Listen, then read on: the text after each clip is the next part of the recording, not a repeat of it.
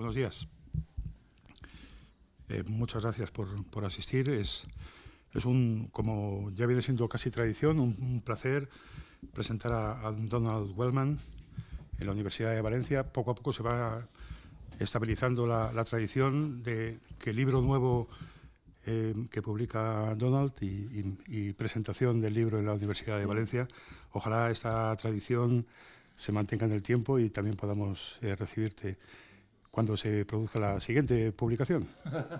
En esta ocasión es Essay Poems, el libro más reciente de Donald Wellman, un libro complejo y muy interesante, lleno de capas de alusión y de biografía incluida en los textos. Es un placer, como os digo, y dejo ya la palabra a Donald para que nos cuente lo que nos tiene que contar.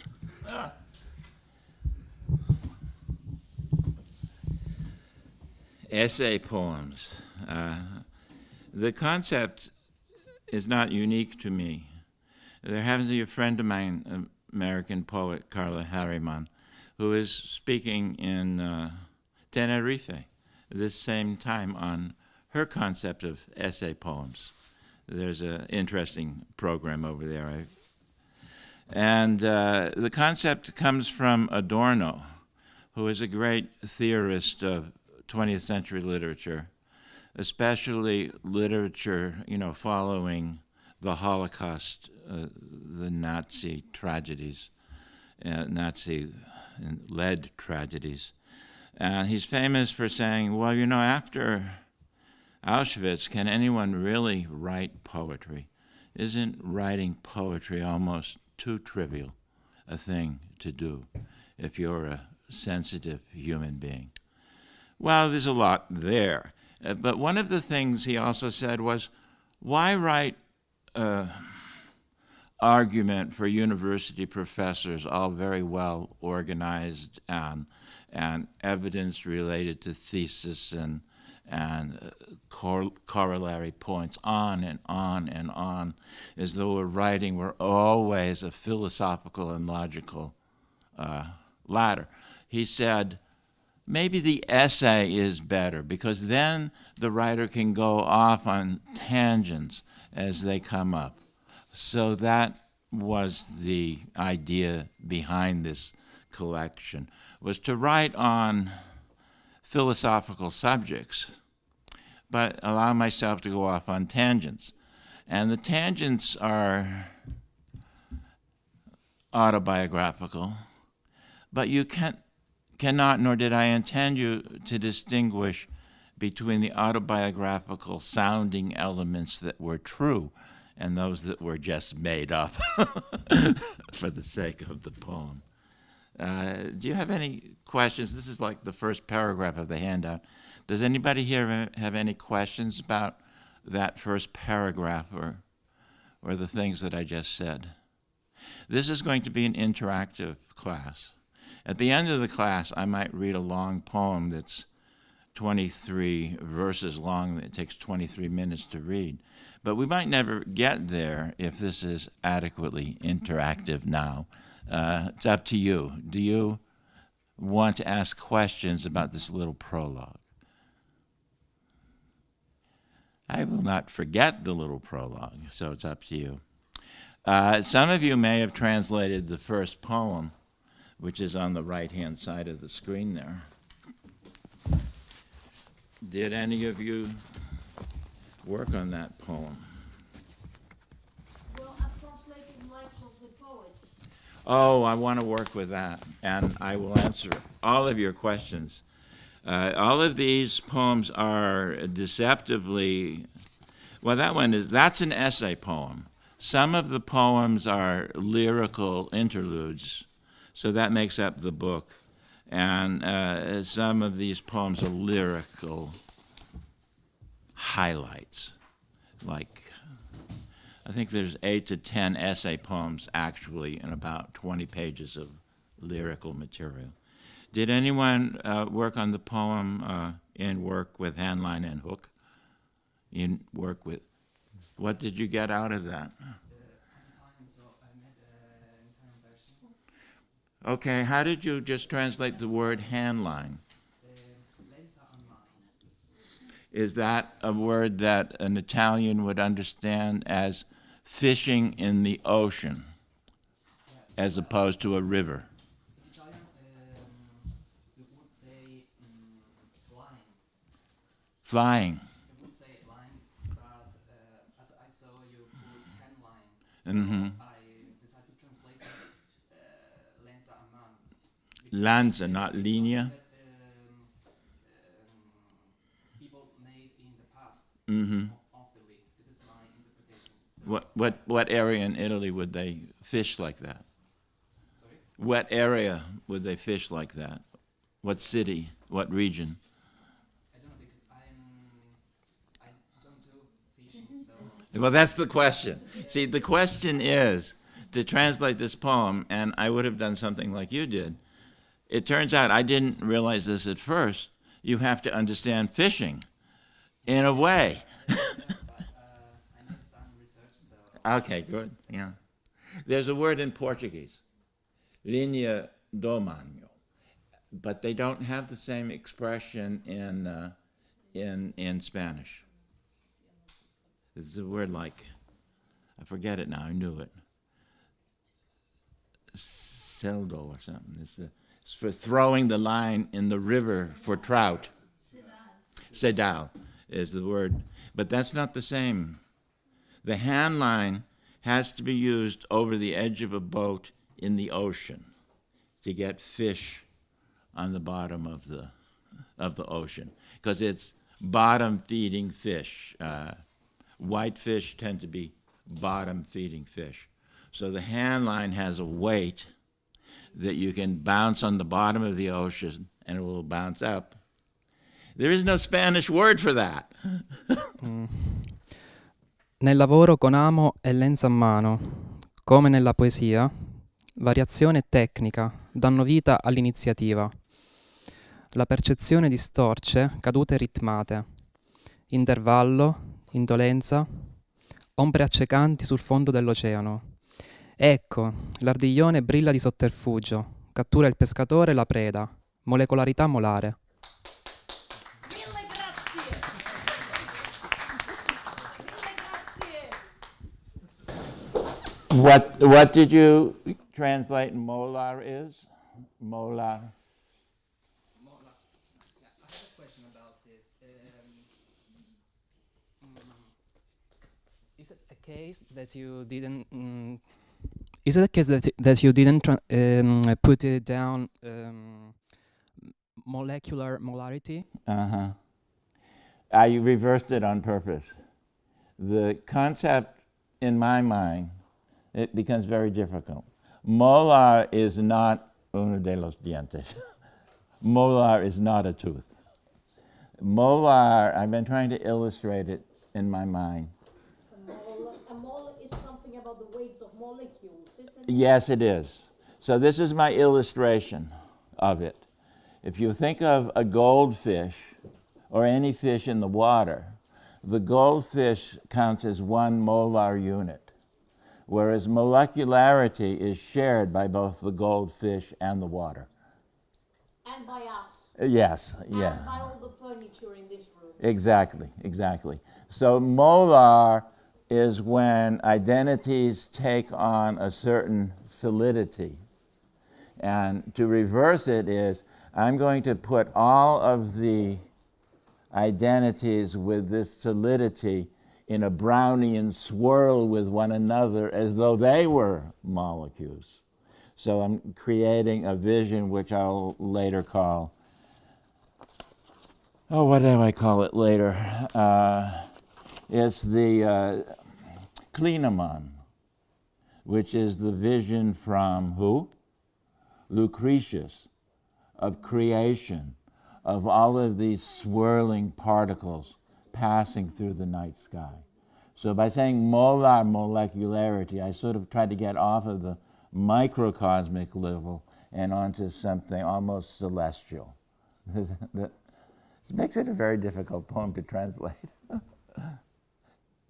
Anybody want to talk any more about this poem? Because this poem is also an introduction to the philosophy of Gilles Deleuze. Molecularity and molar and molarity are the distinctions that he makes between what we would call deterritorializing forces, which would be molecular, and territorializing forces which pull things together. Is there someone here who understands the basic concept of deterritorialization or territorialization in Deleuze's philosophy? Has anybody heard of this idea before? It's also called a nomadic poetics or a rhizomatic poetics, which basically means, their description is, you take a garden and you water your garden. And in watering your garden, things start to grow on the edge of the garden. That's rhizomatic. And on the opposite of rhizomatic would be things growing up like a tree into marketable forms, basically. Because their book is called Schizophrenia and Capitalism, which is what my essays are about. Let's move on. I just thought I'd like to concentrate on...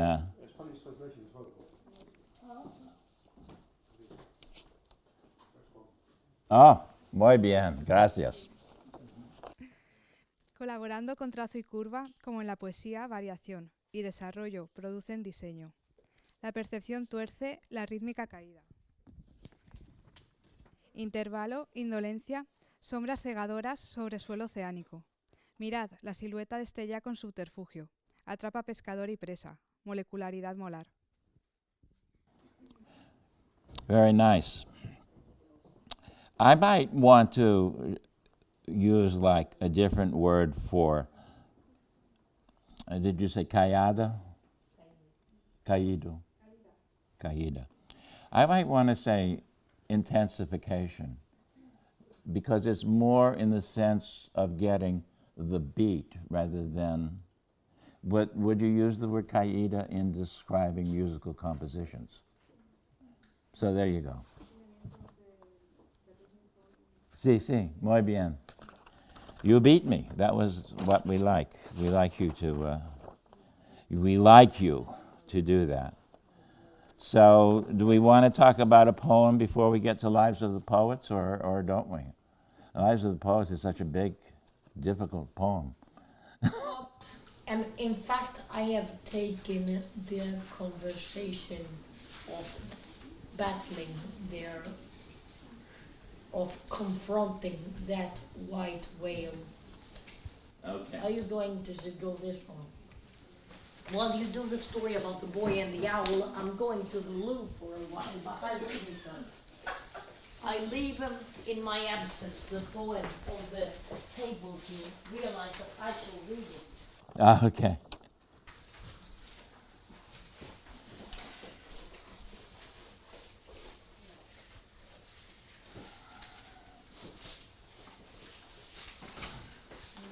What's our friend's name who's left the room? So she suggested we read about the boy and the owl. Did anybody talk about that? Would somebody like to talk about that? I'll read it first, and then perhaps... This is a great instance of the mixing of biography and fiction, because I saw this boy when I was waking up one day, and I couldn't remember his name. He was a son of someone I knew. So I just wrote the poem about what I saw in my dream without remembering who he was or who he was related to. The boy held an owl in his eyes. The skin over the flat bridge of his nose freckled. He had no chin. With the passage of years, identity dissolves in the flat blue light that mesmerizes a proud house on a high street. Memory searches for his name, surprised at how easily it rejects so many before settling like a bird of prey on one. I wondered too about the becoming bird or animal in the life of the boy.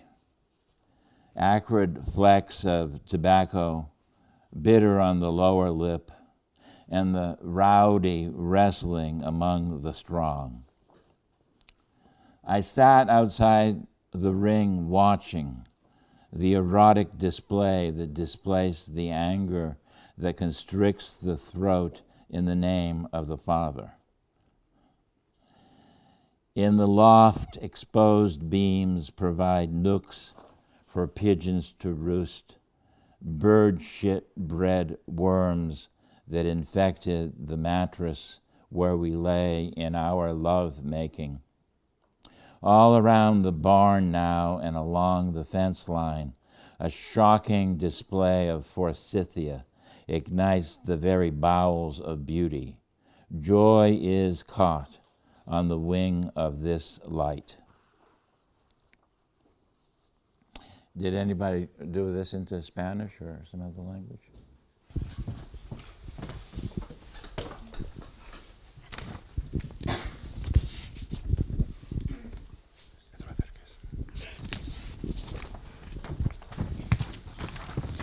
El chico sostuvo un búho en sus ojos, la piel sobre el plano puente de su nariz pecosa. No tenía barba. Con el paso de los años, la identidad se disuelve en la plana luz azul, que hipnotiza a una orgullosa casa de la calle Mayor. La memoria busca su nombre. Sorprendida por la facilidad con la que rechaza tantos otros, antes de asentarse como un ave de presa sobre uno.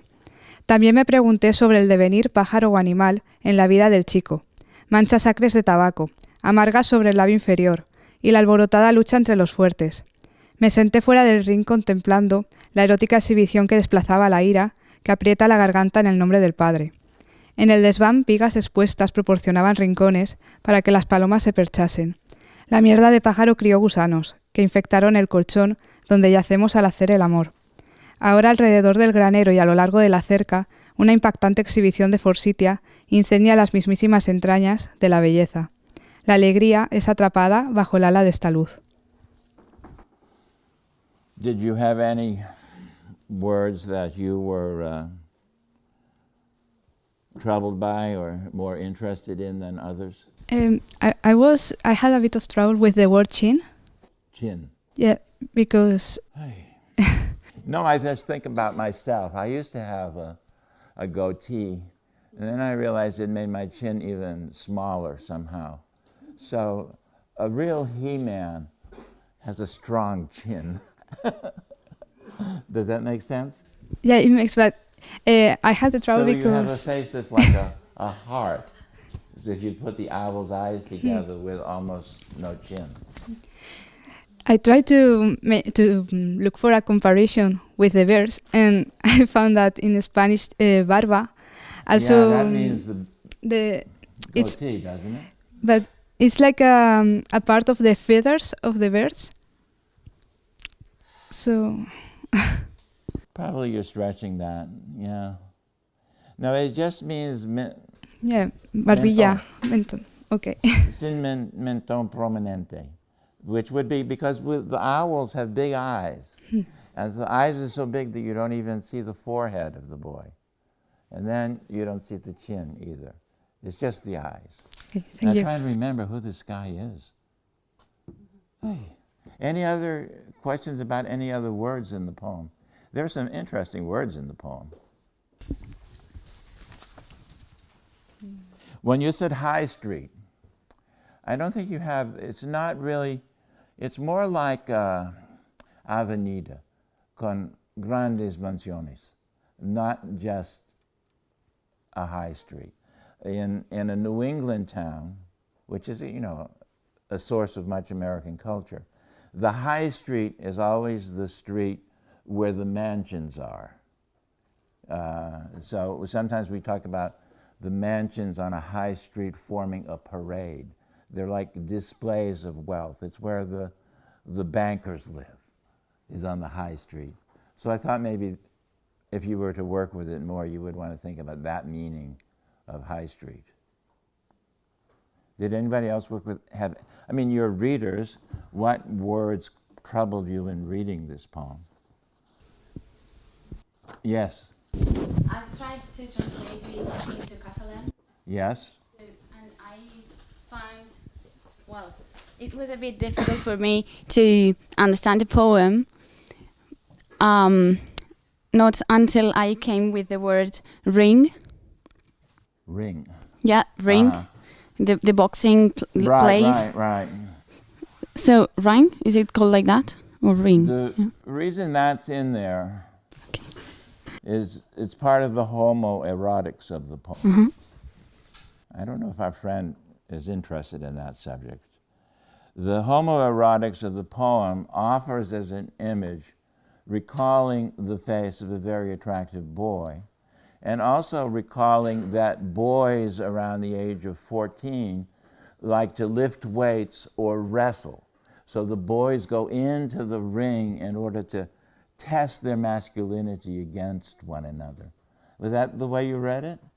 Yeah, but the thing is that I had previously never used this word in Spanish or in Catalan. Right. So I couldn't actually understand the whole poem, but when my teacher told me that that was related with boxing, it was like, I can get the point, because it made me imagine in my mind the scene of the boxing and the forces fighting together and the children looking at them, but having the father in above or something like that. It and could be boxing. That's Miguel's version. Mine is it has to be wrestling.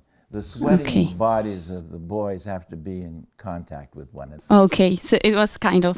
So that was in the right direction, but it could go further. Do you know this phrase, this is the other thing about this is being called essay poems, philosophical poems. There is a source in philosophy for the phrase, in the name of the Father. Does anybody know what that is? I'm not dealing with the most hidden philosophy. If you were going to do a Lacanian analysis in order, Jacques Lacan is the great French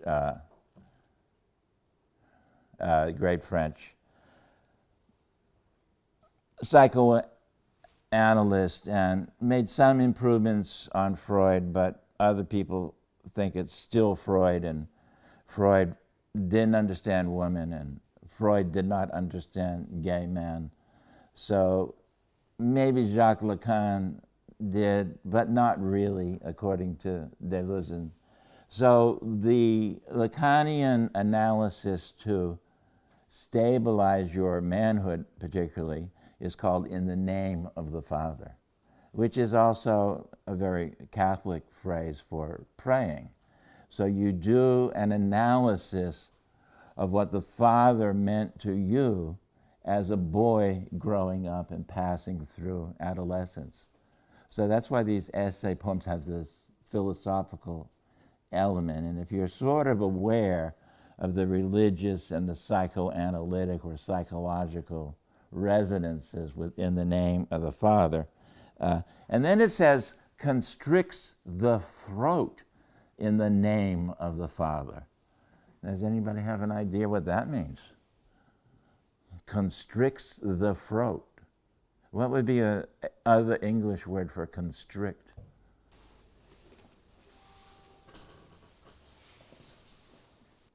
Somebody knows an English word for constrict, or a German word, or a French word for constrict. One of my philosophies is you have to translate even from English to English, by the way. So what would be a good word for constrict? Strangle? Yes, exactly. It makes it, I would say, gag, because it's the image of an unwanted intimacy with the Father who's watching the boys wrestle. So it transfers the poem from imagery about the boys to a psychodrama of some sort. So then when we get to where we lay in our lovemaking, What does that mean in this poem?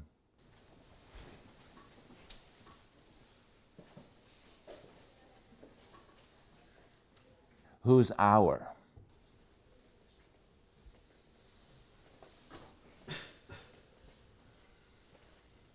What was your name? Who was writing? We were discussing this. Your name is? Both of you. Your name is? Your name is? My name is Carmen. Carmen Ann. Okay. Amelia? Amelia. What did you make of our in that? Who is our?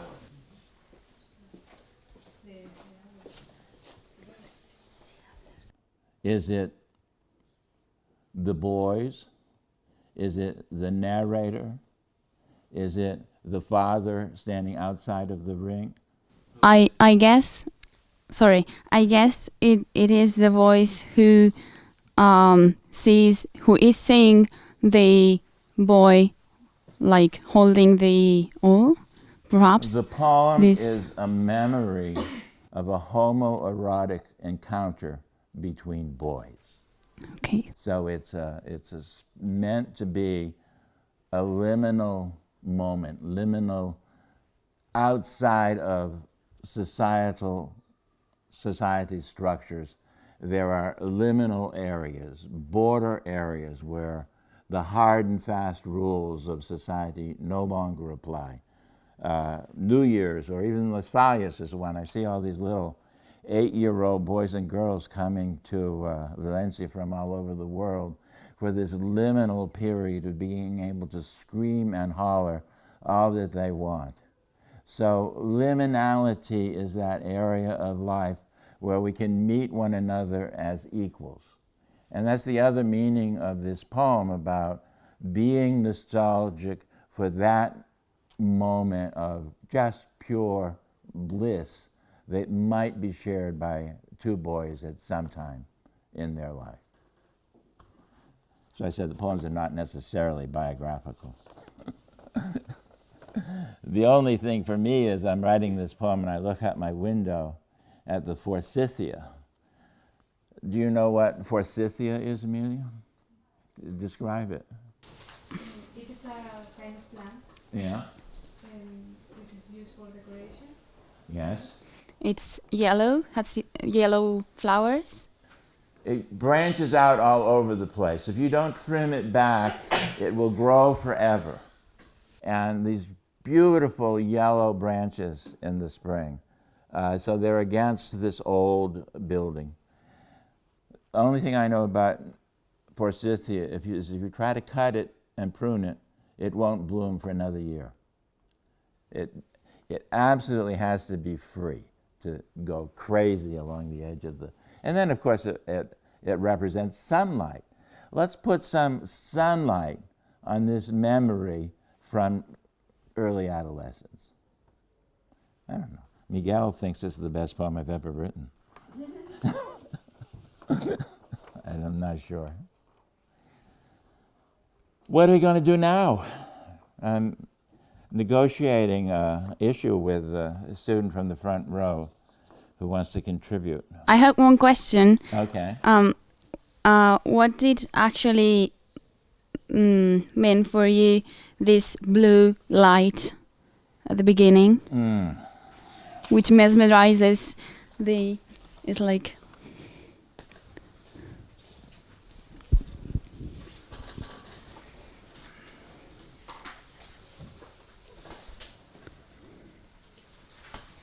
I think only that I meant it was flat.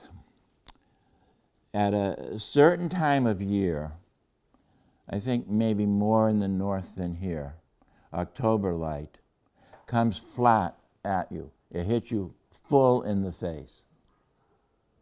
So it's maybe blue, but it's mostly that everything is illuminated in this stunning full face, you know. So details are not always so clear if the light is flat, but edges are clear. So to me, I was just trying to recall this face. So it dissolved, whoever this was, because of this odd effect of October light. I can't bring it back. But that's a mistake too, because then I talk about Forsythia, which is spring, at the end of the poem. So it's not really the most consistent poem I've ever written. But these are the things you have to think about. And I think you say blue because obviously it's sadness. I can't remember who this person is with whom I associate the freest moments of my adolescence. I cannot remember his name. I know he lived in a big house. And now I have even more knowledge about that big house because it was a Victorian house on the high street. And in New England, a Victorian house can be 3 or 4 stories high. It's called American Gothic, with towers and crenellations. And in this particular Victorian house, this is actually another part of the book. In this particular Victorian house, and the highest tower in the middle of the house, the room wasn't finished. There were rafters where the birds sat. And the boy I'm thinking about, who was a member of this wealthy family, let's say, he had done some very interesting things. He had put a platform in the highest part of the house to look at the stars through a telescope. But the idea also is that you would drag up mattresses there, and any teenager of any sex might like to go hide out in the attic, even if it's got birds in it, and lie down with other teenagers, 1 or 2, or just more monogamous, I don't know, on a mattress in the attic.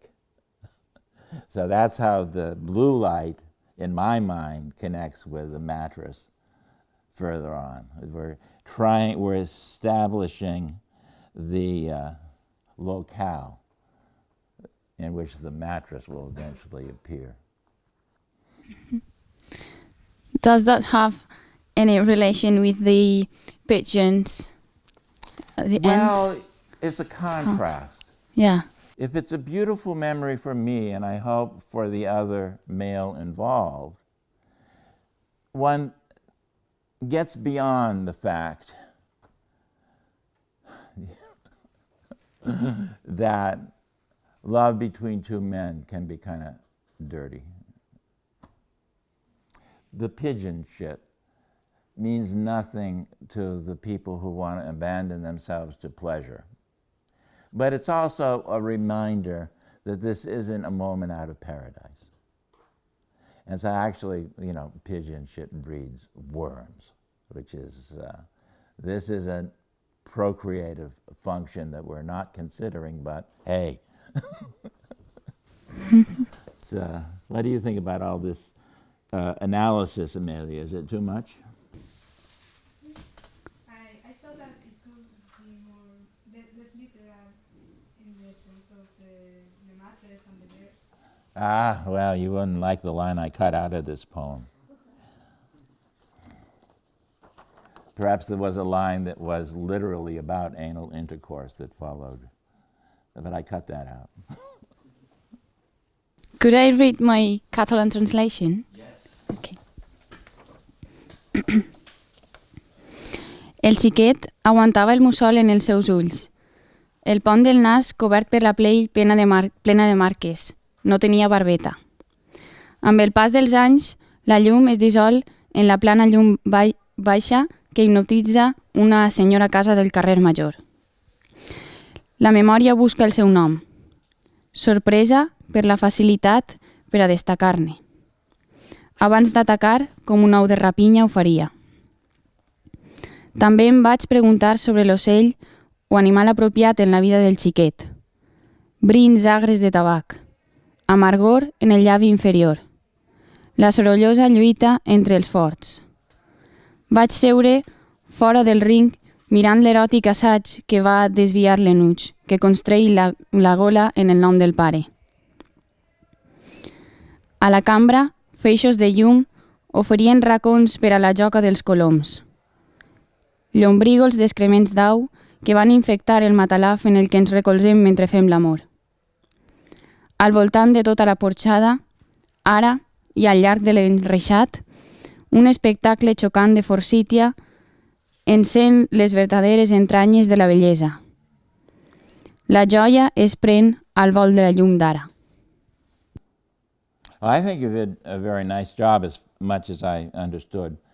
If barba means the goatee, it's perfectly appropriate that these boys have no hair on their chins because they're just at that age. So that makes your poem, that has a wonderful aspect to your poem. So that's great. And then this other thing, ignites entrañas. This is relating also to the homoerotic aspect of the poem.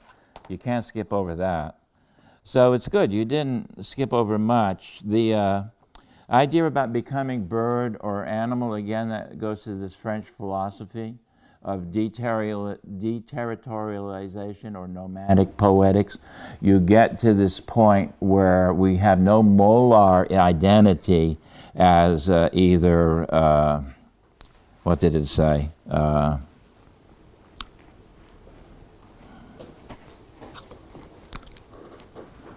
I lost my place. Oh, becoming bird or animal. Bird or animal would be molar identities. We're getting into this liminal zone of shifting identities.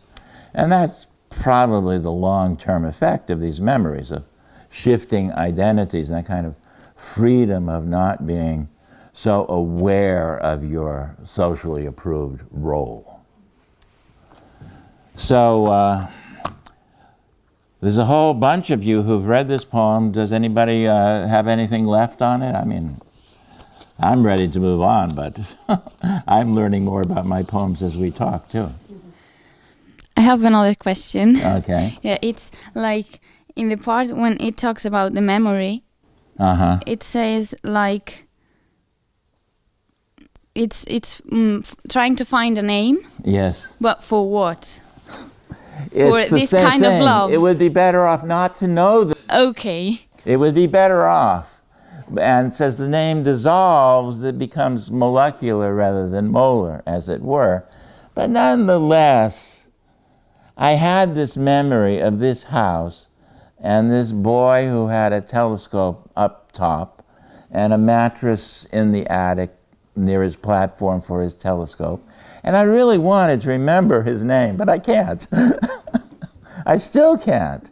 But his face is the face described at the beginning of the poem.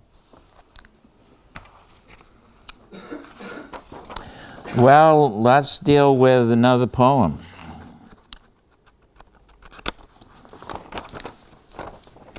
Your choice.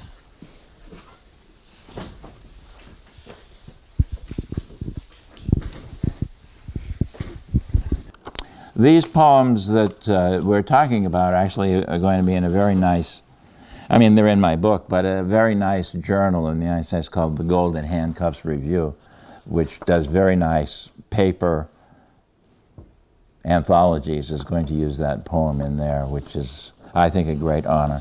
Where are we going? I translated the poem upon the density of the tablet in...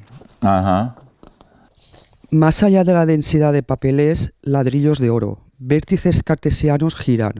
Hoy yo no existo, sino que sigo en soñaciones de viajes caribeños, hacia una orilla lejana, donde mis hijos e hijas y sus niños han montado una franquicia que vende granizados, el de frambuesa azul el más deseado. La foto muestra la realidad social y evidencia un grado de atención, atrayendo a mentes subalternas. Un chico desnudo en el segundo piso del patio, una escalera que termina en una pared ciega. Las cuerdas de ropa tendida parecen una red de seguridad. Luz pastel, sublime agua marina, enmascara la fachada desconchada.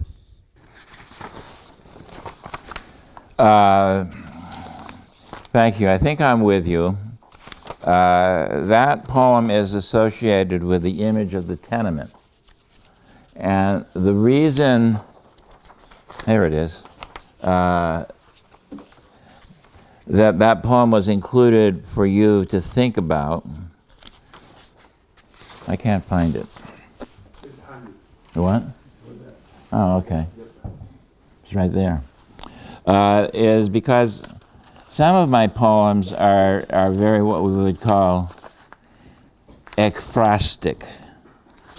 An ekphrastic poem is a poem that comes from a painting, or in this case, a photograph.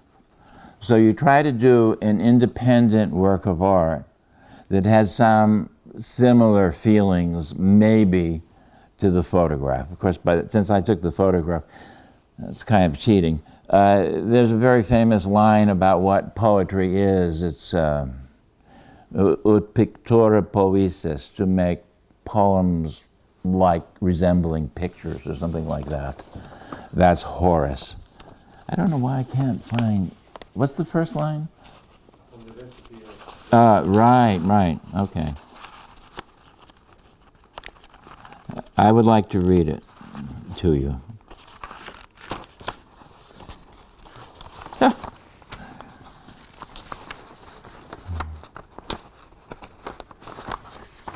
I'm almost there. I took this photo myself in Cuba. It's not here. It's in my book. I just got it from the book. I said to myself, remember, you have the book. And the colors, you need to see the colors a little bit that are in the book, unfortunately, because it's a very worn down thing. And there's a picture, it's probably a grandmother and a naked boy of about 8 maybe, standing on the second balcony. So it's an image that one would just say, oh, poor Cuba, you know, they're suffering so much.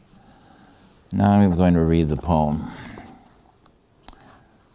Upon the density of the tablets, bricks of gold, Cartesian vortices gyrate. Today I do not exist. Instead, I follow reveries of Caribbean voyages to a distant shore where my sons and daughters and their children have established a concession that sells snow cones, blue raspberry most desired. The photo documents social reality and evinces a degree of attention appealing to subaltern minds. A naked boy on the second floor of the courtyard, a stairway that terminates in a blind wall, laundry lines simulate a safety net, pastel light, sublime aquamarine masks the appealing facade. Would you read it again, your translation? Más allá de la densidad de papeles, ladrillos de oro, vértices cartesianos giran. Hoy yo no existo, sino que sigo ensoñaciones de viajes caribeños hacia una orilla lejana, donde mis hijos e hijas y sus niños han montado una franquicia que vende granizados, el de frambuesa azul, el más deseado.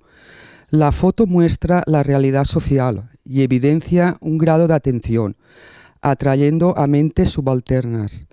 Un chico desnudo en el segundo piso del patio, una escalera que termina en una pared ciega. Las cuerdas de ropa tendida parecen una red de seguridad. Luz pastel, sublime aguamarina, enmascara la fachada desconchada. I think you did a very nice job.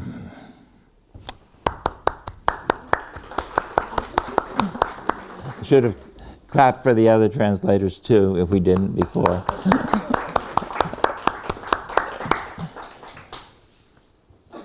It reminds me of the poem we were discussing about some kind of liminal period where roles don't really count. But what happened to the kids was snow cones. To actually have free access to raspberry-flavored snow cones is like this moment of childhood giddiness. And it must contrast to some degree with the poverty of the tenement. But it's exactly in the area of tenements that kids get to run after the snow cone vendor and have that joy of the snow cones.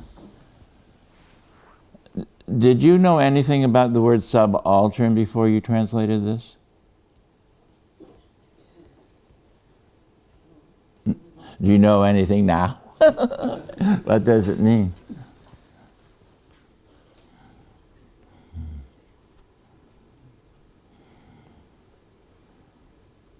Does anyone want to talk about the word subaltern other than me?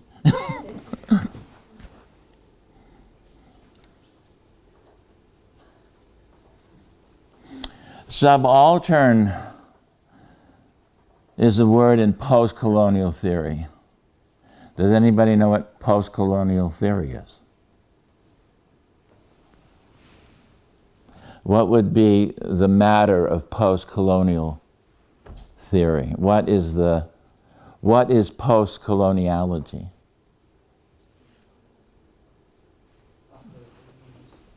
Yes? Yeah, sure. You could say that. So all the great empires, and actually even after World War II, all of the old colonies disappeared, but there's still a post-colonial mindset. Some people in Catalonia believe that they are being colonized by España for the virtue, for the benefit of the country as a whole. And other people in Spain say, oh, grow up. You're not being colonized. You're our most important brothers. So there's a debate over whether or not one group of people feels inferior to another group of people. And this struggle to assert your independence as a people or as a nation has been a major issue of late 20th century. And is still an issue today. Is South Korea a post-colonial servant of the United States, or is it a country capable of making peace on its own with North Korea? This concept of coloniality and whether or not you feel in a colonial position is hugely important in your lives. You are all being colonized by Microsoft and Google and Facebook. Do you like the fact that you are being colonized and your only vote is yes or no, endlessly, like, or else ignore. And people are counting all the likes as though those were the only currency that counted, not your independent thought about anything. Coloniality as a state of mind is very destructive. Do you feel colonized anywhere in your world? I feel colonized by, I don't know, Corte Inglés.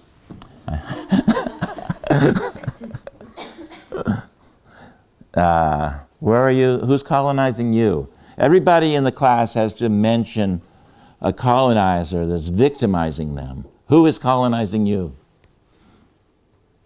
Sometimes your country. Yes. Perfect. Well, let's go on, everybody.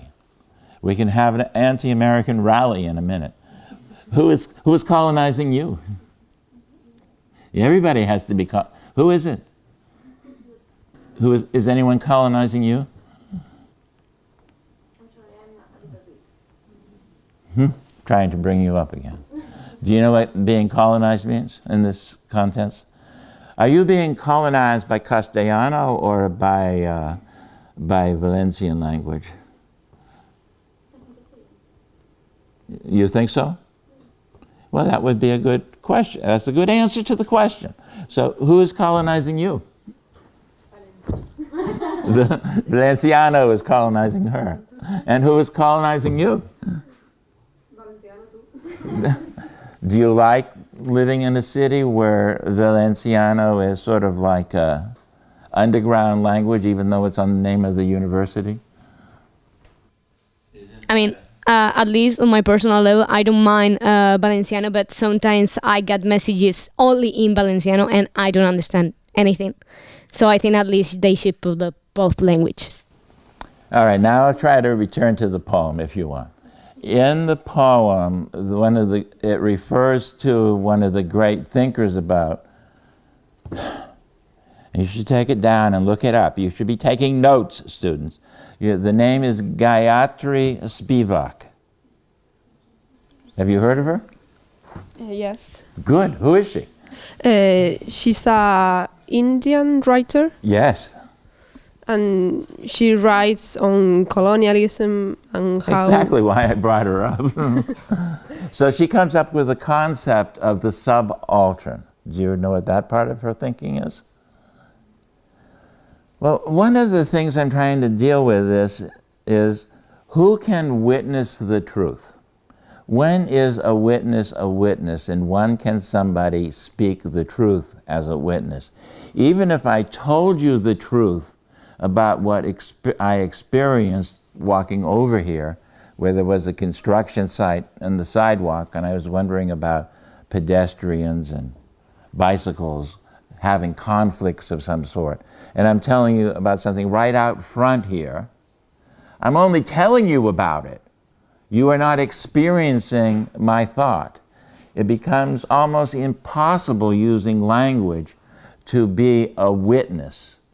And then if we're talking about the worst atrocities under colonialism, what would be the worst atrocity in American history under the name of colonialism, North American United States history? What would it be? It's not colonizing Spain. What was the worst colonizing that the United States did? Are you referring to the fact that they try to erase all the cultures and establish their own? I'm referring to slavery. Slavery victimized more people than the Nazis did. And the greatest number of slaves from Africa went to the Caribbean islands. The population of slaves on the Caribbean islands was about 5 times the population of slaves in the southern United States. So it's a global phenomenon which we could almost call the African, genocide.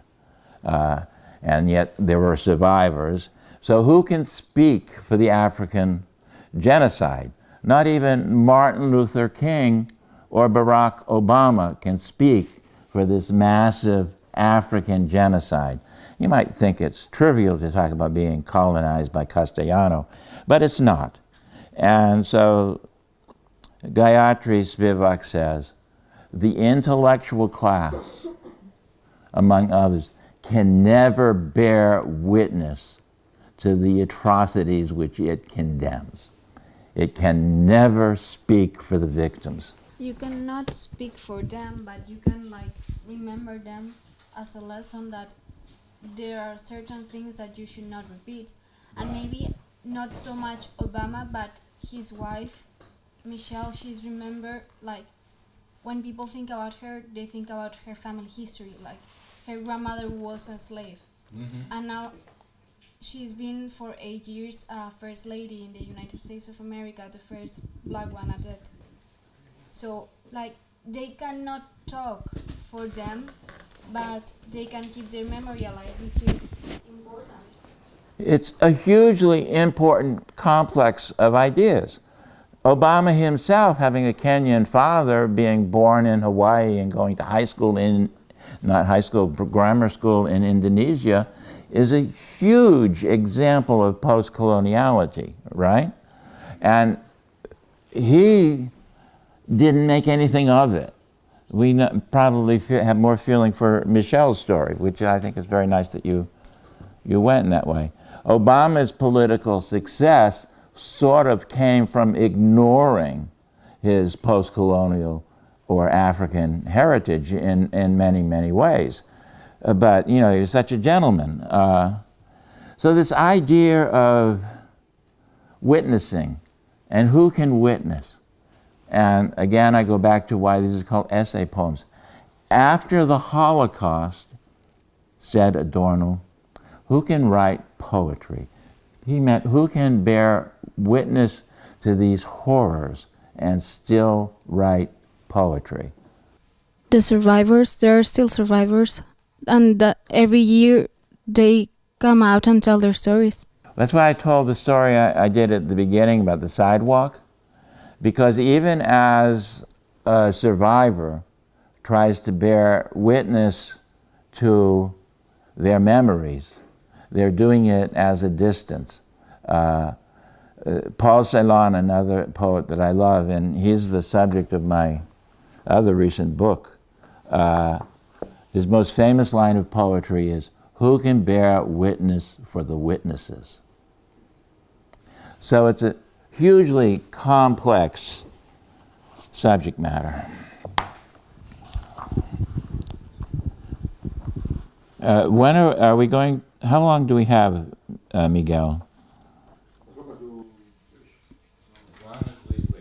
Well, I mean, I had that long poem to read, but we also had these other long poems. Did anybody work on, this is the Judith Butler poem, talking about it being a book of philosophy. The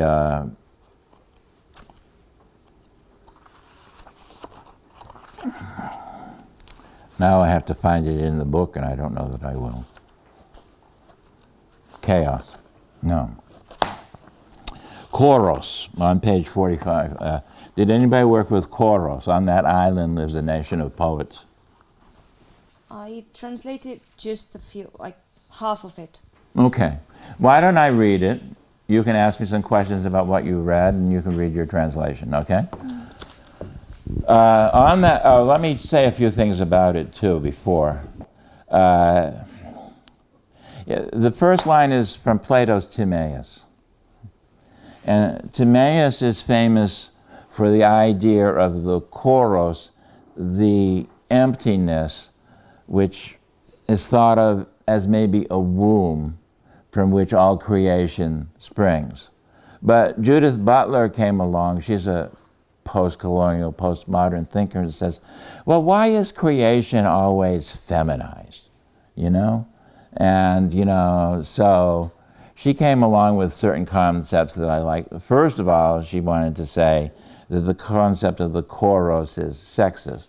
And second of all, she wanted to say, and this is actually part of my playing with memory and witness, as a woman, I have a dick every much as men do. I have a phallus. Maybe it's a ghost phallus. Maybe Freud says I'm supposed to be traumatized by the idea of a castration complex or something like that. But I'm telling you, I'm asserting that the female phallus, and phallus is a concept, not a physical organ, that the female phallus is empowering, and all women have all of the power of symbolic power of the phallus as their birthright.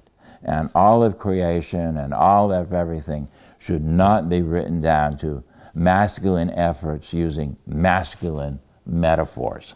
So we go back to Timaeus, which is one of Plato's big texts, as the founding text for the idea that the universe is a womb, which is, to some people, profoundly sexist. I don't know if it's that way to me. I had fun writing parts of this poem.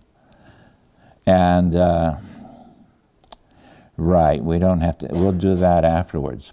On that island lives a nation of poets.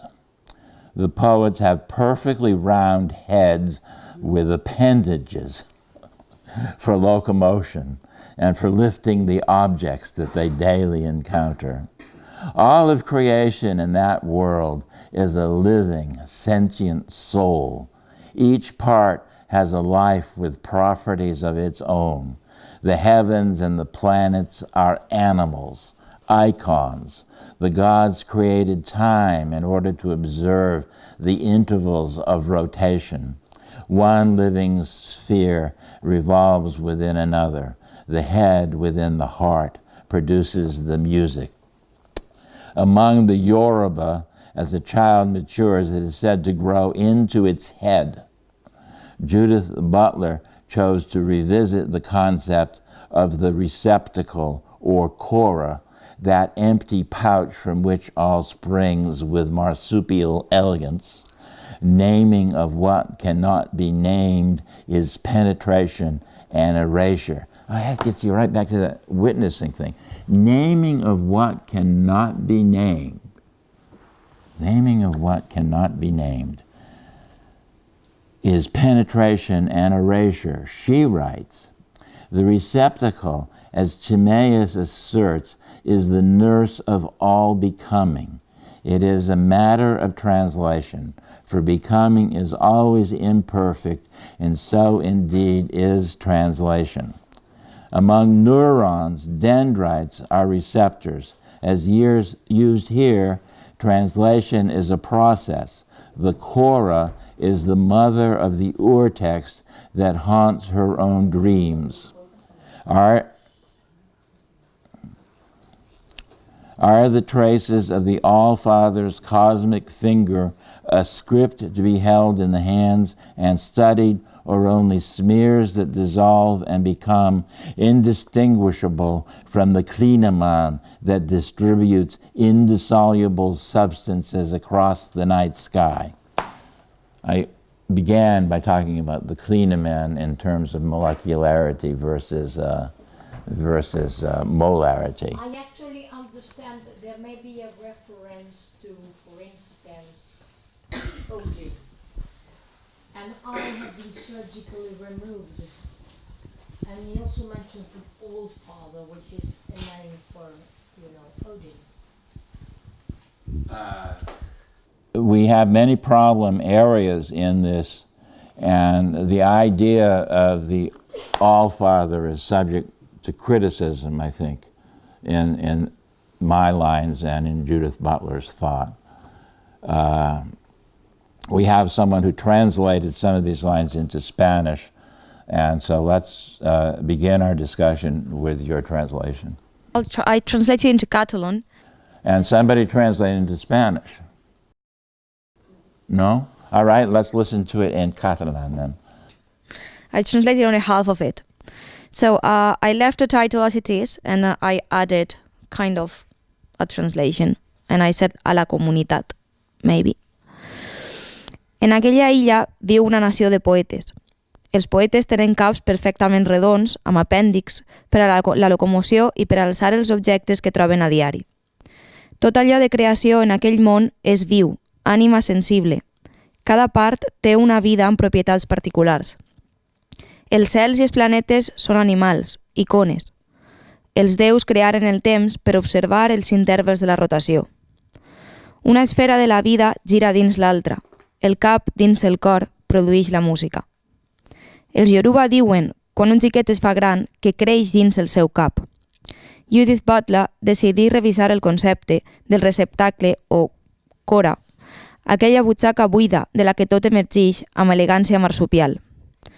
Donar el nom a allò que no pot ser nomenat és penetració i esborrament, diu ella.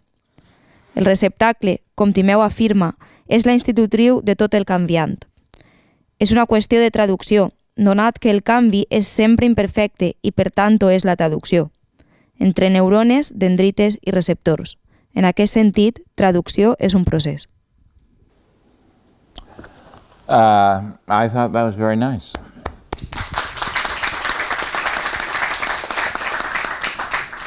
And that's a very nice place to stop for now, too. What did you make of the meaning of this now that you've worked on it so much? It reminded me kind of the creation of the world. As you said, it's a always or usually thought of creation as a feminine thing. Mm-hmm. It reminded me exactly of that, like the womb and the springing of things from women, right? Even though they are literal or metaphorical. So this is why, for among other things, I chose the word marsupial elegance, because the marsupial, at least, is a womb that is outside the body of the animal. So to me that gives a little spark of some interest in it. Did anybody have any thoughts about the word appendages in the second line? Poets have perfectly round heads with appendages. Their heads come first. They are so intellectual that their limbs are subordinate to their heads. So they need to feed it to sustain their vital function. For that, they need their limbs and nothing more. Any intellectual can relate to that.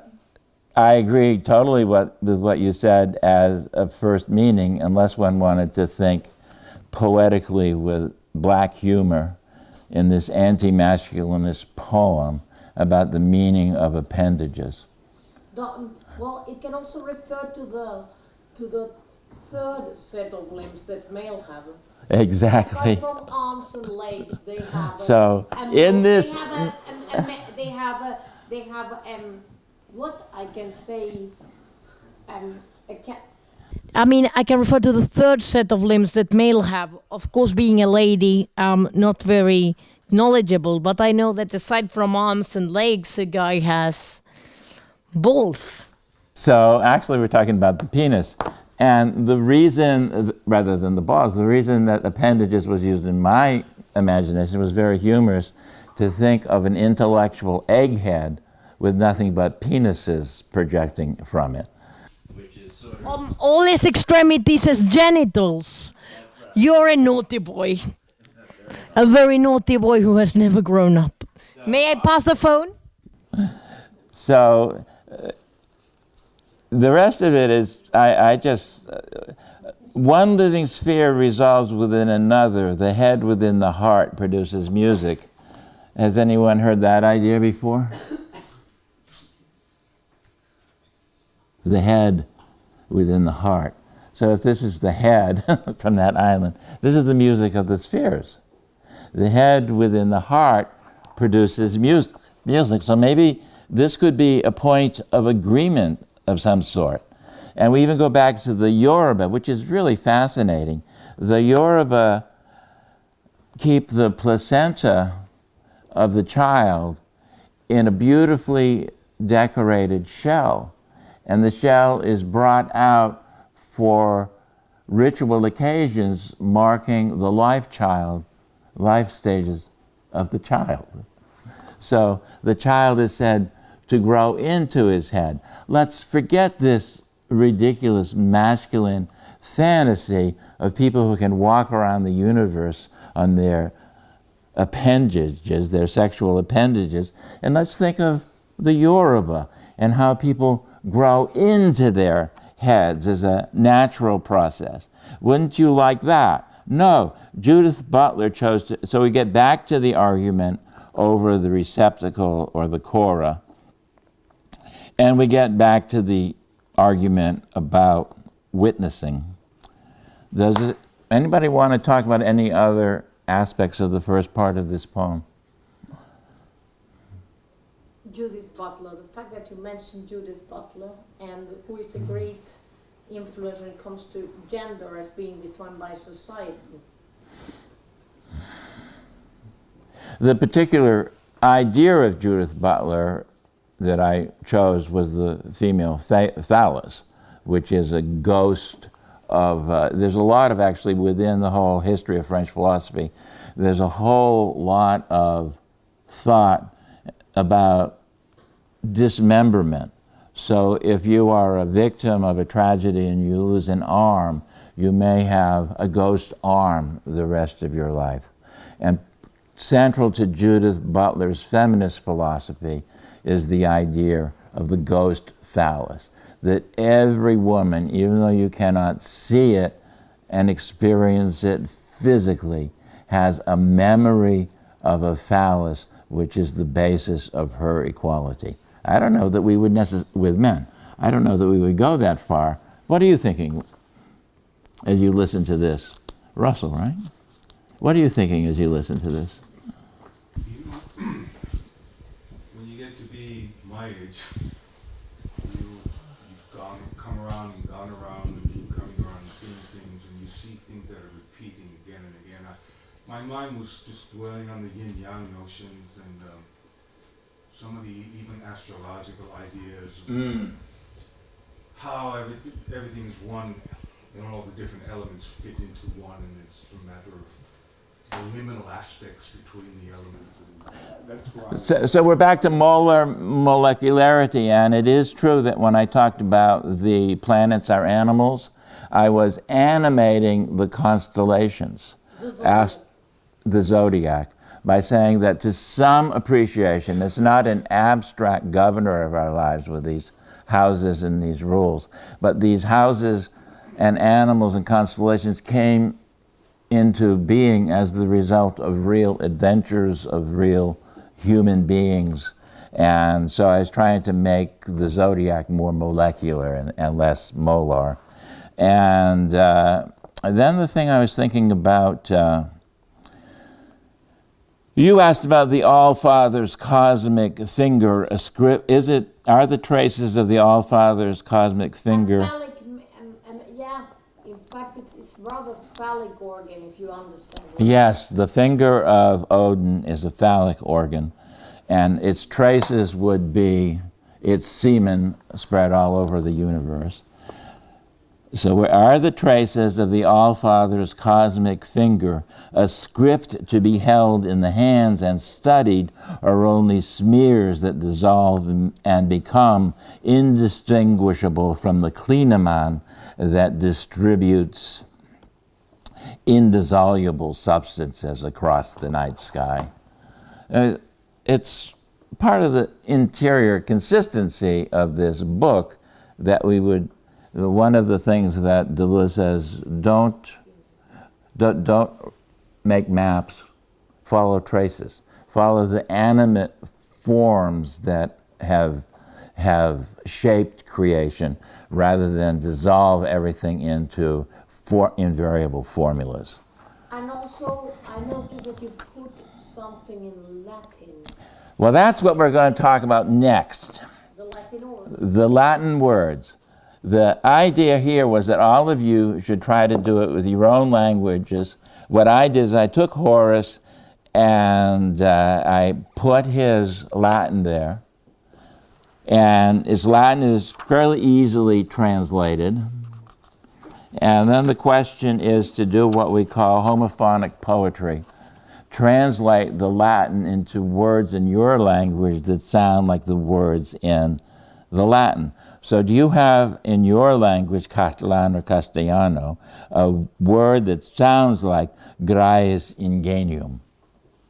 Reis ingenium. Something like that. I chose something like that because I Laudor nullus avaris.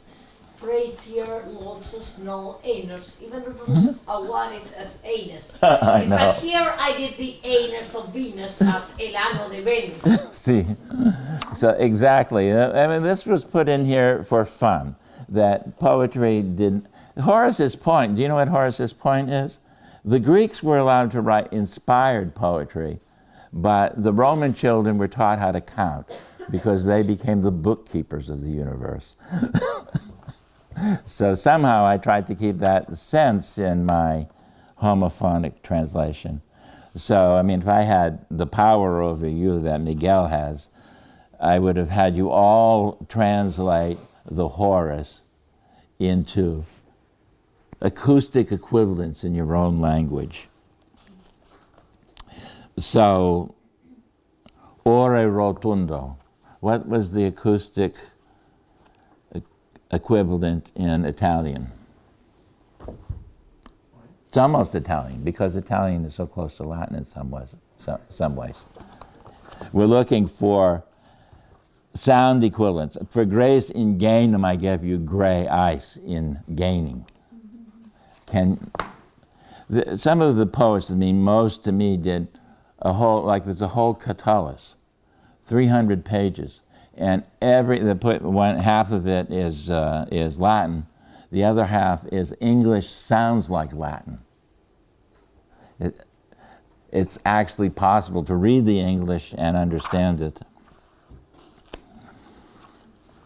Did someone work on another poem? I worked on Lives of the Poets. And did you translate it? I translated the whole of it. I can read it out loud. Okay, why don't I start reading it in English and then we can follow you in Spanish, perhaps a little better. The reason, there are lots of little things in here, and I'm not going to tell a million stories, but one of the people I translated from Spanish into English is a poet named Emilio Prados. And one of the things that happened to him, and I guess I'm stuck on 14-year-old boys, maybe he was 17 or 18, he had tuberculosis. He went to Davos for the sanatorium, and you know, which is where Trump was recently, to talk about world capitalism. It's the same place in Davos. While he was there, he was a little mixed up.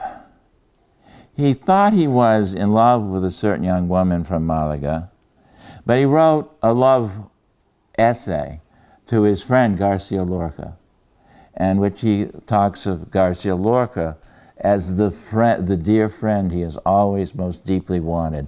So while he's in the mental confines of the sanatorium, as it were, he's reaching out to Garcia Lorca as his.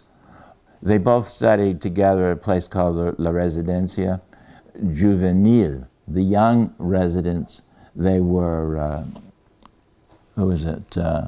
They were both students of the same famous poet. Who is it, Ramon? Yeah, Jimenez. They were both students of Jimenez. And Lorca was 14, Prados was 14, and Lorca was 17. And so they had this very intimate feeling for one another, and that was one of the things that inspired me to write this poem. My beloved Emilio did not study with Husserl, he says. He was a student in Freiburg then instead. He courted solitude and dreamed of the boy who inspired him to study animal husbandry. Entre cañones, Antonio perished in the battle for Madrid. My grim Antonio of another age learned his Latin from Augustinians who employed corporal punishment for wayward boys. The donkey screamed when the soldier bashed in its brains. Now in his old age, his daughters and his granddaughter comfort him. The nun with a concertina regaled the girls who skipped rope in the alley. In those days, the sexes did not mix during recess. The boys gambled with marbles or threw pennies against the wall. The poets' glasses like saucers. Donald loved languages. Gerard, who wrote and sprung rhythm. Donald venerated James, who skulked among statues and fingered the anus of Venus. That would be James Joyce. Silver apples of the moon. That would be Yeats. He lived in a garage with an earthen floor.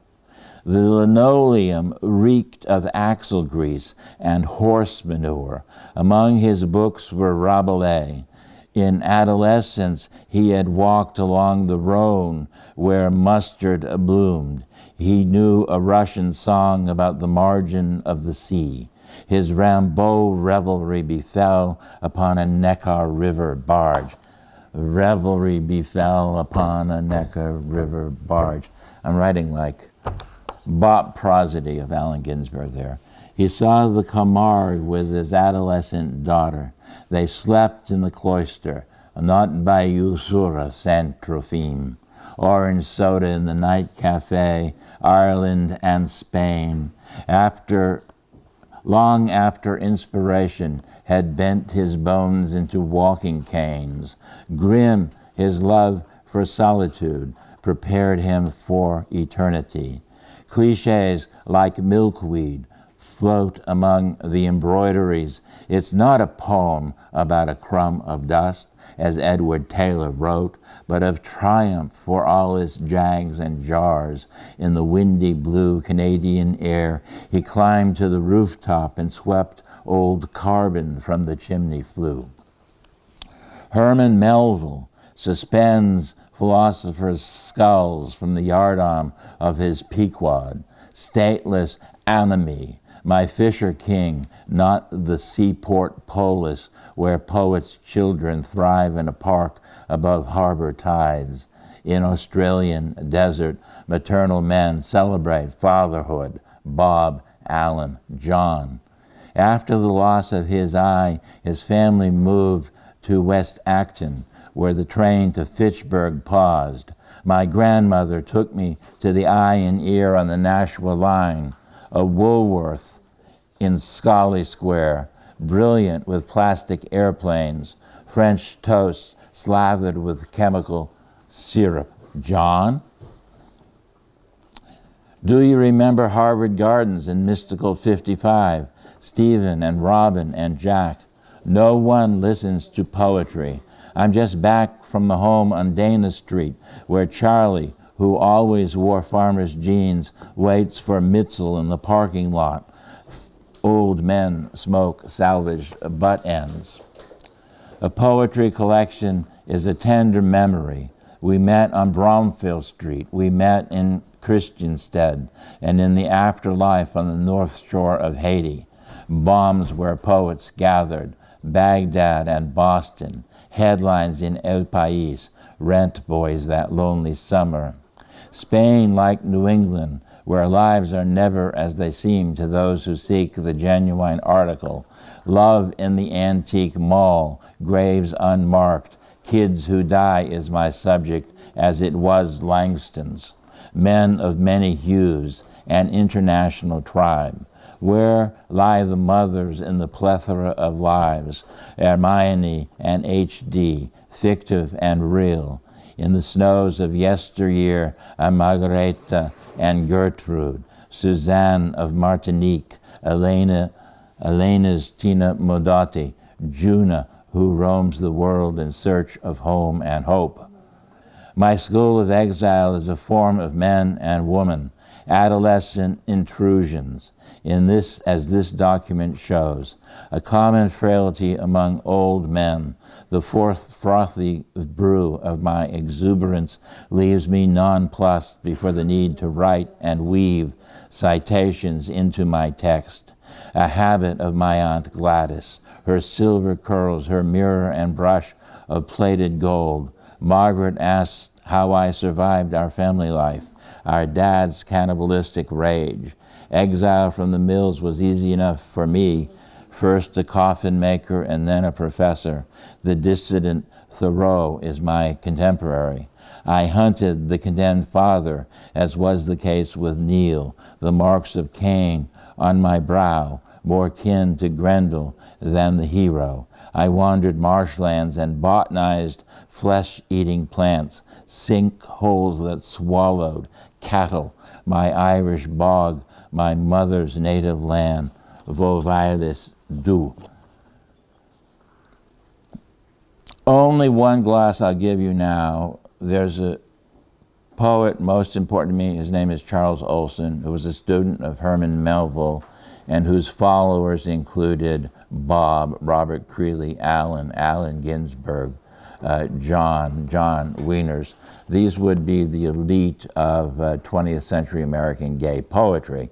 So that little passage of a paradise on the shores of the Atlantic in Gloucester. The Australian desert, is it to Priscilla?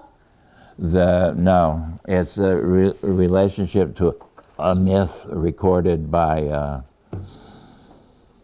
one of the anthropologists about a cult of men called the Inti Chuma, who do a ceremony in which they metamorphose into women for the sake of the fertility of the tribe at the level of fetish objects. That's the reference to the desert. Could you read your version or some of it? Maybe we'll listen to part of it and discuss it.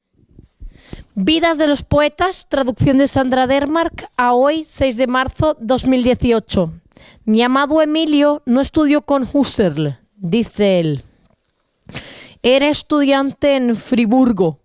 Entonces, en lugar de eso, cortejaba la soledad y soñaba con el chico que le había inspirado a estudiar la cría de animales. Entre cañones, Antonio pereció en el combate por Madrid. Mi cruel Antonio, de otra era, aprendió latín de agustinos que empleaban el castigo físico con muchachos descarriados. El asno bramó cuando el soldado le aplastó los sesos. Ahora en su senectud, sus hijas y su nieta le consuelan. La monja del acordeón alegraba a las niñas que saltaban la comba en el callejón. En aquellos días los sexos no se mezclaban en el recreo. Los varones se jugaban las canicas o lanzaban chapas contra la pared. Las copas del poeta como naranjas. A Donald le encantaban los idiomas. Gerard, que escribía al ritmo de galope. Donald veneraba a James, que merodeaba entre las estatuas y hurgaba en el ano de Venus. Manzanas plateadas de la luna. Vivía en un garaje con el suelo de tierra. El linóleo hedía grasa de motor y abostas de caballo. Entre sus libros estaba Rabelais. En su adolescencia había recorrido las riberas del Ródano, donde la mostaza florecía. Conocía una canción rusa sobre la orilla del mar. Su jolgorio a lo Gambó tuvo lugar en una barcaza del Neckar. El río alemán. Su jolgorio a lo Gambó tuvo lugar en una barcaza del Neckar.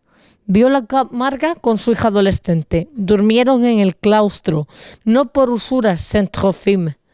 Refresco de naranja en el Night Café. Irlanda y España, largo tiempo después que la inspiración hubiera vuelto callados sus huesos, callados como gaiatos. Cruel, su amor por la soledad le preparó para la eternidad. Clichés como asclepias flotan entrebordados. No es un poema sobre una miga de polvo, como Edward Taylor escribió, pero en triunfo por todas sus torres y sus tarros. En la brisa del azul aire canadiense, él subía a la azotea y limpiaba de viejo carbono las chimeneas por dentro. Herman Melville suspende cráneos de filósofos en la antena de su Pickwood. Anomía pátrida, mi rey pescador, no la polis portuaria, donde hijos de poetas cosechan éxito en un parque por encima de la marea. En el desierto australiano, hombres maternales celebran la paternidad. Bob, Allen, John. Tras perder él un ojo, su familia se trasladó a West Acton, por donde pasaba en tren a Fitchburg. Mi abuela me llevó al hospital de ojos y oídos por la línea de Nashua. Un Woolworths en la plaza Scollay, brillante de aviones de plástico, torrijas francesas plastificadas con sirope químico. ¿John? ¿Te acuerdas de los Harvard Gardens en el místico 55? Steven y Robin y Jack. Nadie escucha poesía. Acabo de regresar del hogar en la calle Dana, donde Charlie, que siempre llevaba tejanos de granjero, espera a Mitchell. En el aparcamiento, ancianos fuman colillas rescatadas. Un colectivo de poesía es un tierno recuerdo. Nos encontramos en la calle Bromfield. Nos encontramos en Christiansted. En la otra vida, en la costa norte de Haití. Bombas donde poetas se han reunido. Bagdad y Boston. Titulares de El País. Efebos aquel solitario verano. España como Nueva Inglaterra, donde las vidas nunca son como parecen a quienes buscan el ejemplar genuino. Amor en el antiguo centro comercial. Sepulcros no marcados. Críos que mueren son mi tema, igual que fue el de Langston. Hombres de muchos matices, una tribu internacional. ¿Dónde están las madres en esta plétora de vidas? Hermione y HD, ficticias y reales. En las nieves de anteayer se hallan Margarita y Gertrudis. Susan de Martinica, Latina Modotti de Helena, y una errante por el mundo en busca de hogar y esperanza. Mi escuela de exilio es una forma de hombres y mujeres, intrusiones adolescentes, como muestra este documento, una común flaqueza de los ancianos. El espumoso hidromiel de mi exuberancia me deja a 2 velas antes de la necesidad de escribir y entretejer citas en mi texto. Una costumbre de mi tía Gladys. Sus plateados rizos, su espejo y su cepillo de pan de oro. Margaret me pregunta cómo sobrevivía nuestra vida familiar, a la furia caníbal de papá. Exiliarme de las fábricas fue difícil para mí. Primero fabricante de ataúdes y luego catedrático. El disidente Togo es mi coetáneo. Cazaba al padre condenado, igual que fue el caso de Neil. La marca de Caín en mi frente. Más pariente de Grendel que del héroe, recorrí marjales y botanicé plantas carnívoras, sí más que ungüyen ganado vacuno. Mi ciénaga irlandesa, tierra natal de mi madre. ¿Vous bailes du? Very good.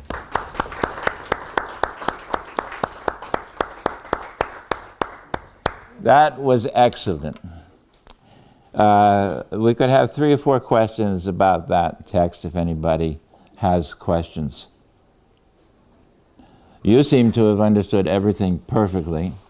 The allusions are part of this essay poem technique. Is your Antonio Machado? Good question. This is perhaps the most biographical poem. And my Antonio is Antonio Gamoneda, whom I have translated. At the time I was thinking about this poem, my first subject of translation was Emilio Prados, and my second, I've done 3 books of Antonio Gamoneda, who was mistreated and abused by Augustinian fathers in his elementary school, which maybe is not common knowledge, but it's actually central to many of his poems. In Joyce y el amo de Venus, the anus of Venus. Yeah, in James Joyce's his autobiographical novel, what is it? Sorry, I'm suffering from, what? The Portrait of an Artist as a Young Man. He criticizes the pro-Irish young poets who had formed a phalanx or a cohort. Yes, and one of whom would have included Yeats. That's why Yeats comes in here. But Joyce is a Rabelaisian figure in his own imagination. I am too, in my own imagination. He leído, por ejemplo, el Ulises y he notado, me encanta François Rabelais. Lo recomiendo. Si, por ejemplo, os gusta Cervantes o Shakespeare, es lo mismo, pero en francés. Nunca llegaron a coincidir los 3, pero... So it's actually the perverted older man, Leopold Bloom, who is unable to get sexual satisfaction with his wife, who fingers the statue of Venus in the library, trying to see if she had an... In Scylla and Charybdis, while they're discussing Shakespeare. You know, I'm translating Scylla and Charybdis. That chapter, which is my favorite of Ulysses, because I'm a regular about all it. Oh, yeah, well... I chose this poem because the many literary references, Rabelais, Melville, Moby Dick. Yes. I'm also the Camargue, the Rhône. It also mentions Entre Cañones and headlines in El País. Entre Cañones is the popular anti-war poem in the Civil War by Prados, where he uses this concept of fleeing among the cannons, and this boy that he knew apparently perished on one of those nights among the firing of the cannons. Also headlines from El País. Yes. Well, that was when I first came to Spain. I was reading material from Baghdad by Vargas Llosa. So that's the headlines in El País. We should wrap it up. Other people with any questions about any part of this show, this presentation? You've been most cooperative in what you've given me. What's your impression now, sir, with the distinguished Barba? Yours, yeah. I don't know, I quite enjoyed it. I get a question as to how long it takes you to write one of these? That's a very good question. I think once I get started, it continues itself. So a poem like the one that we just read, because I'm recirculating material from elsewhere in the book also, you know. I have a poem about Melville just prior to this, for instance. Does he need the microphone? Anyway, so I'm recirculating material, and that makes it easy to go on to. So I would say this poem was written intensively over 3 days. But every time I sat down to pick it up again, I would write spontaneously for an hour or so with some revision. And I wonder about why it gets this certain shape. I can tell you, because of my sensibilities here, a lot of this book has to do with a gay sensibility that I share with many, many people, and part of it is a rejection of my father's cannibalistic rage. But because I'm writing these other things, the 1, 2, 3, 4 final stanzas deal with female literary figures of great importance to me, whereas almost all of the other literary figures are associated with male homosexuality to some degree. So I very consciously sat down to write 4 or 5 more stanzas that would create a balance. But again, once I started those 4 or 5 stanzas, they just came. I have a certain identity with an American poet who was in a sense my mentor that I would like you to know about and honor. His name is Robert Creeley. So what we share is being one-eyed poets. My left eye really doesn't function, and Robert Creeley's left eye is blind. So, and he's probably the most anthologized American poet of what we might call experimental tendencies from the 1950s until his death in 1915 or so, 2015 or so.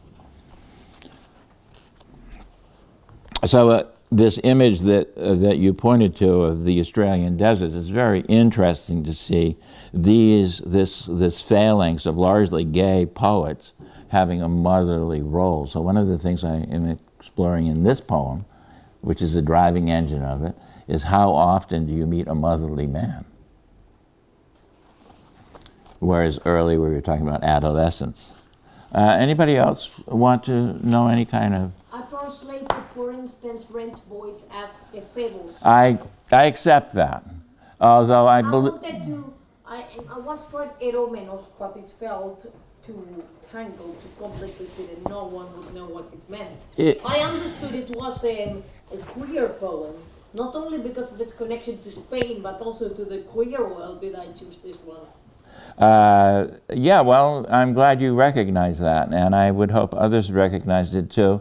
And, ephebos or ephebi is maybe a little bit effete for the quality of homosexuality in this poem. I might have just kept it as rent boys because I'm translating, who is his name now? Vicente Molina Foch, who is a very well-known homosexual novelist here in Spain. And he would have used rent boys. He would have translated rent boys as rent boys. In English? Yes. Keeping word in italics. Because the idea is that... keeping the English word in italics. Exactly. Because people go to Piccadilly in order to pick up rent boys, and Spanish queers know that as well as American and English queers. That's... So I would have kept it as rent boys. Whereas a Phoebe is like an acolyte, a follower. Well, follow sorrow. Any other questions? Chapero. There you go. Chapero. Sorry. Also, my use of terms of referencing the yard on la antena de su pequod. I hope I got it right. But what I wanted to say was, it was a sailing ship, right? Right. Well, the Pequod is the major metaphor of Moby Dick. I know it's a microcosm. Exactly, I know right. Plays a role. It's like, I like stories that are set in an ocean ship, a starship, a fortress, and an estate that is snowed in, a train that do not involve the outside world. Well, and as this is my philosophical book, I like that the yardams of the Pequod have the heads of Descartes and Plato on them. Antennas. I translated yardams as antennas, and I hope Actually, I think there is a direct translation of yardam into Spanish. Mastir, sí. Los mastires. Which also has a more phallic ring to it than antennas. Antenna with an E. Yeah, antenna with an E. I make the comment of going back when we talk about the male mother figure. Yes. And my mind immediately went to Holden Caulfield in the Catcher in the Rye. Yeah. So, really? Because no. Because of that idea of gathering and being there to catch the fallen children and that notion of receptacle. Well, my idea is more immediate, but I'm not familiar with that. In my mind, it's not in my mind. The gay collective on Bromfield Street in Boston was bombed, was associated with a group of gay men who had created a special mission for themselves of advising gay teenage boys, which became a very controversial subject in the poetry and politics of the 1980s because it sounded like pederasty, this idea of gay men mentoring younger gay males. But it's also true that many younger gay males are floundering without any hope of recognition, and we hear all these stories about suicides among that class in society too. So at least some gay men who are interested in reaching out to gay youth for whether for illicit or illicit purposes had their magazine headquarters and bookstores bombed in Boston among the names that I mentioned here. Jack Spicer is one of the most important 20th century American poets. His After Lorca is a great book of poetry, and in it he has the great line, "Nobody listens to poetry," which is sort of thematic to this collection. I think we've reached the end, don't you? We have reached the end, and all is well that ends well. Great. Thank you so much. I would like all copies. I would like you to give me copies if you can.